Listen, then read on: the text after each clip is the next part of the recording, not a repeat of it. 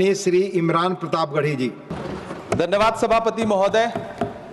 कभी सुदामा पांडे धूमिल जी ने कहा था कि एक आदमी रोटी बेलता है, एक आदमी रोटी खाता है, एक तीसरा आदमी भी है जो न रोटी बेलता है न रोटी खाता है, वो सिर्फ रोटी से खेलता है। वो तीसरा आदमी कौन है? मेरे देश की संसद मौन है। सभापति महोदय, वो भी क्या दिन थे जब संसद में देश का बजट पेश होता था तो देश की सड़कें ठहर जाया करती थीं। रेल बजट पेश होता था तो लोगों की उम्मीदें रेल के डिब्बों की तरह पटरियों पर दौड़ने लगती थीं। पूरा देश धड़कने रोक करके वित्त मंत्री और रेल मंत्री को सुना करता था। अफसोस, अब बजट पेश हो जाता है, मीडिया चैनल सरकार का महिमा मंडन करते हैं और बेचारी जनता बजट के आंकड़ों के शब्द जाल में उलझी हुई महीनों बाद समझ पाती है कि उसका तो फिर से कट गया।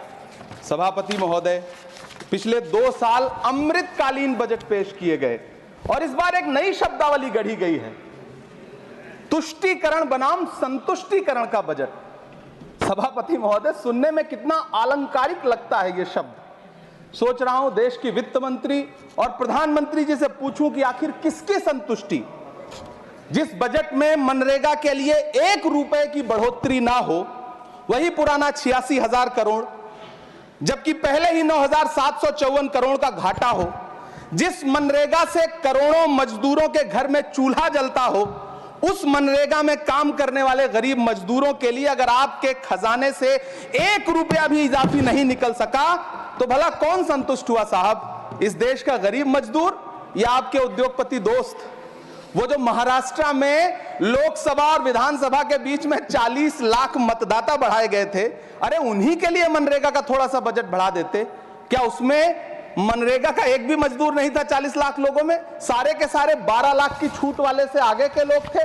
सभापति महोदय, कल जब वित्त मंत्री जी देश की संसद में भाषण दे रही थी तो वहां मुंबई में कोई गरीब इंसान जब अपनी जेब टटोल करके अपनी मोटरसाइकिल में 1 लीटर पेट्रोल भरवा रहा था तो उस पेट्रोल की कीमत थी 103 रुपया प्रति लीटर।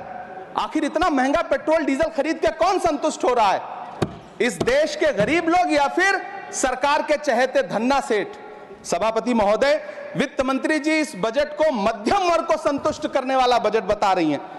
अरे मैडम, हम आप यहां पर बैठे रहते हैं और वहां बाहर इसी दिल्ली में 1 लीटर दूध, चाहे वो अमूल का हो या फिर मदर डेयरी का हो, उसकी कीमत 73 रुपए लीटर है। इतना महंगा बेच करके कौन संतुष्ट हो रहा है? गरीब जनता या आपके धन्ना सेठ दोस्त? सभापति महोदय, इस सरकार का बाजार और महंगाई पर कोई नियंत्रण नहीं रह गया है। चाहे देश में लहसुन 400 रुपए किलो बिक जाए, टमाटर 100 रुपए किलो बिक जाए, प्याज का दाम सुनकर आंखों में आंसू आ जाए, लेकिन वित्त मंत्री महोदया बजट में महंगाई का मां भी नहीं बोलती हैं।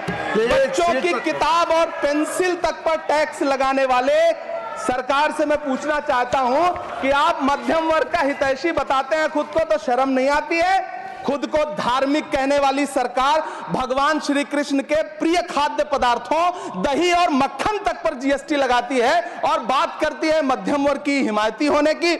जिंदा रहते हुए जनता से हर चीज पर टैक्स वसूलने वाली यह सरकार कम से कम मरने पर तो लोगों को बख्श देती, लेकिन नहीं, वहां भी लूटना है। अंतिम संस्कार के सामान, अगरबत्ती, धूप बत्ती, केवड़ा जल, चंदन पाउडर, जौ, बताशा, काला तिल, पंचरत्न, कपूर और कफन तक पर टैक्स लेने वाली यह सरकार किस मुंह से खुद को मध्यम वर्ग का हितैषी बताती है? कौन सी संतुष्टि? किसकी संतुष्टि? कदम कदम पर टैक्स देकर लूटने वाली जनता की या फिर जनता से टैक्स वसूल करके धन्ना सेठों का खजाना भरने वाली सरकार की? किसकी संतुष्टि?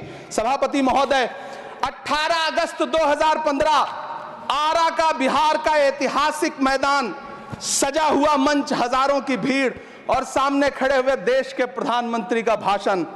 बिहार के भाइयों बहनों, आज मैं बिहार के लिए पैकेज की घोषणा कर रहा हूं। 50,000 करोड़ कर दूं कि ज्यादा कर दूं? अखिलेश भाई, 60,000 करोड़ कर दूं कि ज्यादा कर दूं? 70,000 करोड़ कर दूं कि ज्यादा कर दूं? 80,000 करोड़ कर दूं कि ज्यादा कर दूं?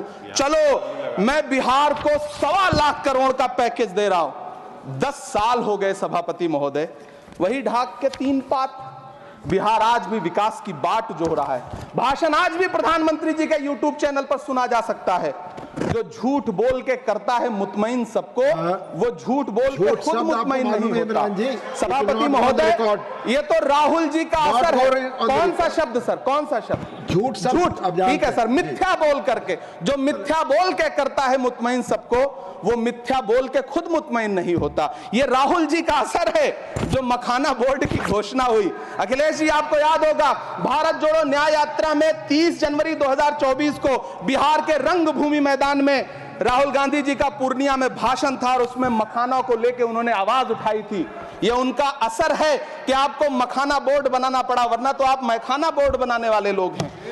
सभापति महोदय, बिहार को झूठे पैकेज और चुनावी दिलासे देना बंद करिए।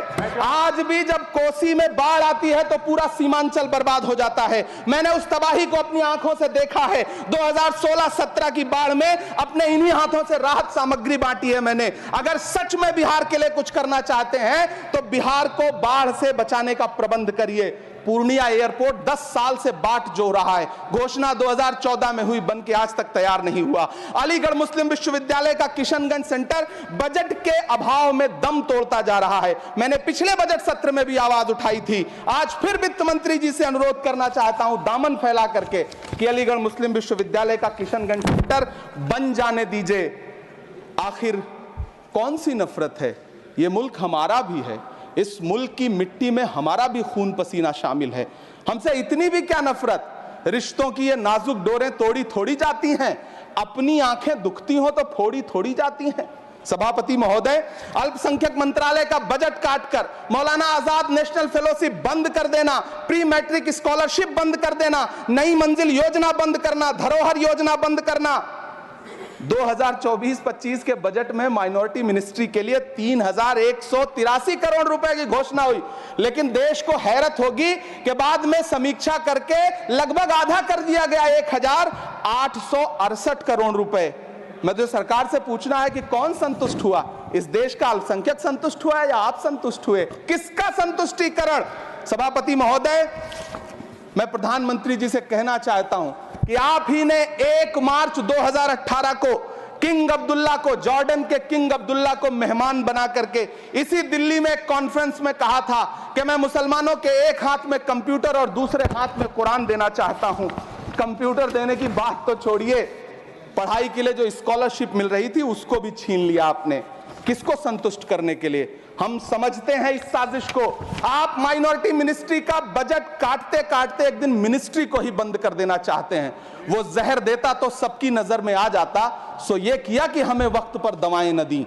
सभापति महोदय, मैं तो वित्त मंत्री जी से पूछना चाहता हूं आपके माध्यम से कि शायद आपको पता ही नहीं है कि गृहस्थी चलाने वाली एक गृहिणी की मुश्किलें क्या क्या होती हैं। आपने कभी सोचा भी नहीं होगा कि जब वो किचन में सब्जी बनाने के लिए कढ़ाई में तेल डालती है तो उसके साथ उसके आंसू भी गिरते हैं। सभापति महोदय, शायद उन्हें पता भी ना हो कि एक छोटी सी गाड़ी और एक छोटे से फ्लैट का EMI भरने के बाद इस देश का एक गरीब इंसान जब अपने बच्चों की फीस भरने के बारे में सोचता है तो उसे कितनी खुशियों का गला घोंटना पड़ता है। शायद उनको पता भी नहीं है कि फसल बेच करके बिटिया की शादी का सपना सजाने वाला किसान जब अपनी फसल बर्बाद देखता है तो कितनी रातें सो भी नहीं पाता है। सभापति महोदय, शायद वो कभी इस पीड़ा को समझ ही नहीं पाएंगी कि परिवार के किसी एक सदस्य को कैंसर जैसी बीमारी हो जाए तो घर और जमीनें गिरवी रख उठती हैं लेकिन इलाज नहीं हो पाता। सभापति महोदय, इसी देश की संसद में कभी स्वर्गीय सुषमा स्वराज जी ने कहा था कि जब देश की करेंसी गिरती है तब देश की प्रतिष्ठा गिरती है। एक तरफ कोलंबिया जैसा छोटा सा देश और उसके प्रधानमंत्री गुस्तावो पेत्रो खड़े हैं जो कोलंबिया के नागरिकों को हथकड़ी लगाकर लाने वाले जहाज को अमेरिका बैरंग वापस लौटा दे रहे हैं, और दूसरी तरफ हमारे प्रधानमंत्री जी खड़े हैं जो बेड़ी और हथकड़ी लगा करके लाए गए बेटों के अपमान पर एक शब्द नहीं बोल रहे। सभापति महोदय, मैं इतिहास के पन्ने पलट रहा हूं, मुझे 2 किरदार याद आ रहे हैं। एक तरफ निक्सन के 7वें बेड़े की धमकियों आंखों के सामने लोहे की तरह अडिग इंदिरा गांधी खड़ी हैं, तो दूसरी तरफ खुद ही नमस्ते ट्रंप का नारा लगाते हुए प्रधानमंत्री जी खड़े हैं। मेरे कानों में सुषमा स्वराज जी की आवाज गूंज रही है। बहुत कम बोलने वाले डॉक्टर मनमोहन सिंह ने बहुत ज्यादा बोलने वाले प्रधानमंत्री जी को जब देश की बागडोर सौंपी थी तो $1.58 का था, आज 85 से 87 के बीच में झूल रहा है। इन दिनों रुपए की अहमियत गिरती है तो न तो देश की प्रतिष्ठा गिरती है ना प्रधानमंत्री की गरिमा।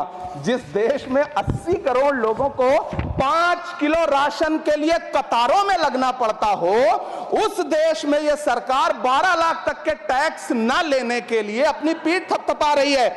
हुकूमत इस कदर आवाम पर एहसान करती है, ये आंखें छीनती है और चश्मे दान करती है।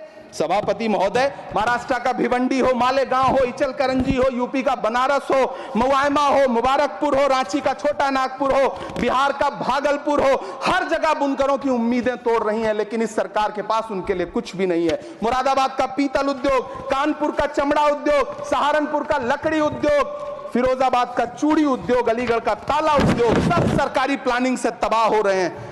इन तमाम के बीच सरकारी सपोर्ट से बस एक उद्योग फल फूल रहा है, नोएडा का नफरत उद्योग। सभापति महोदय, जिस देश में 40 से 45% मेडिकल फैकल्टी की सीट खाली हो, वहां बजट में 75,000 नए मेडिकल सीट्स का ऐलान हो रहा है। सरकार बहादुर, कम से कम इस देश के पढ़े लिखे युवाओं को तो मूर्ख समझना बंद करिए। वो अब तिजारती पहलू निकाल लेता है। पहले 7500 मेडिकल सीट्स बाद में बनाइएगा, पहले जो एम्स में 2161 पद खाली पड़े हैं उनको तो भर दीजिए। वो अब तिजारती पहलू निकाल लेता है। मैं कुछ कहूं तो तराजू निकाल लेता है। मैं इसलिए भी तेरे फन की कद्र करता हूं तो झूठ बोल के आंसू निकाल लेता है। सभापति महोदय, फिर झूठ आया है, मैं उसे मिथ्या कर दे रहा हूं। शायरी में बार बार आ जाता है, क्या करूं महोदय। काश ये बजट, सभापति महोदय, वो एक शब्द मैं मिथ्या कर दे रहा हूं सर, वो एक शब्द को हटा दीजिए। ध्यान रखें, ऐसे जो भी शब्द होंगे आपके वहां। सभापति महोदय, काश ये बजट बीपीएससी के पेपर लीक की शिकायत करने वाले नौजवानों पर बरसती हुई पुलिस के लाठियों पे, जख्मों पर मरहम लगा पाता। सभापति महोदय, पिछले 80 दिन से